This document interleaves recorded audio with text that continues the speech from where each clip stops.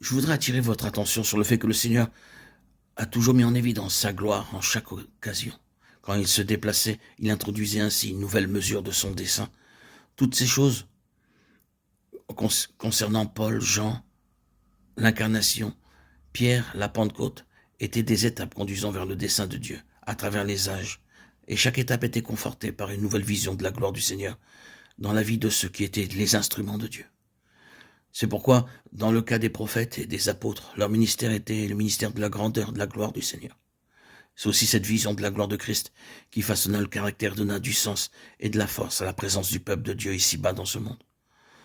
Tout cela avait alors une signification, car la finalité de Dieu et l'objet de Dieu, c'est la gloire, et tout ce qu'il fait est gouverné par cela. Dieu désire que tout soit conduit par sa main et pour sa gloire. Cela doit réellement prendre possession de nous, et nous devons nous l'approprier. Est-ce que vous croyez cela?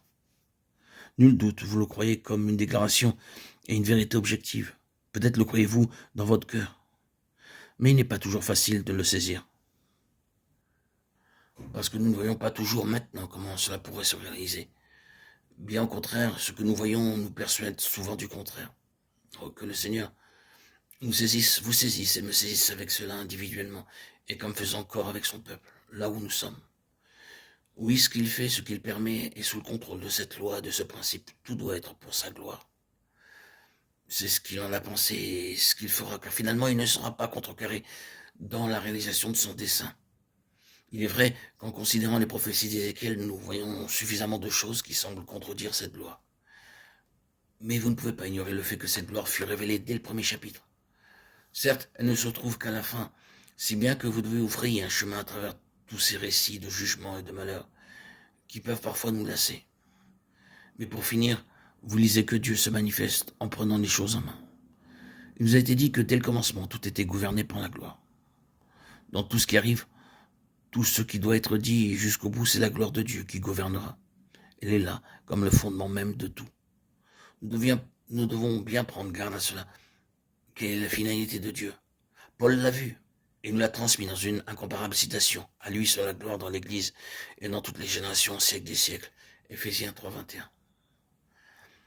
Mais vous ne pouvez pas aller au-delà de cela. C'est la suprême finalité. Dans toutes les générations, siècles des siècles, en Jésus-Christ. Revenons à Ézéchiel, car il y a beaucoup de choses qui peuvent nous permettre de saisir cette préoccupation de Dieu pour sa gloire. Nous pouvons avoir du souci pour la gloire du Seigneur, mais le Seigneur a un bien plus grand souci que nous ne pouvons avoir. Ce livre est un livre qui parle du souci de Dieu pour sa propre gloire. Remarquez combien Ézéchiel est précis au point de citer l'année, le mois, le jour du mois, et même le lieu précis. La parole de l'Éternel fut adressée à Ézéchiel, fils de Bouzi, le sacrificateur, dans le pays des Chaldéens, près du fleuve de Kébar. Et c'est là que la main de l'Éternel fut sur lui. Ézéchiel 1:3. Nous savons où il était quand c'était, et comment c'était. C'est exactement comme si le Seigneur se déplaçait minutieusement dans cette affaire en posant sa main sur cet homme. Remarquons qu'il devait y avoir cette main sur lui, car c'était la conséquence d'un complet changement par rapport à sa vocation. Ézéchiel était lévite, c'était un jeune homme qui s'attendait toute sa vie à bien remplir le ministère d'un prêtre. Mais cette gloire fit irruption et bouleversa sa carrière tout entière et sa vocation. Il dut changer sa manière d'être et passer de son train de vie de prêtre à celui de prophète. Ce fut quelque chose de très énergisant dans le cas de cet homme.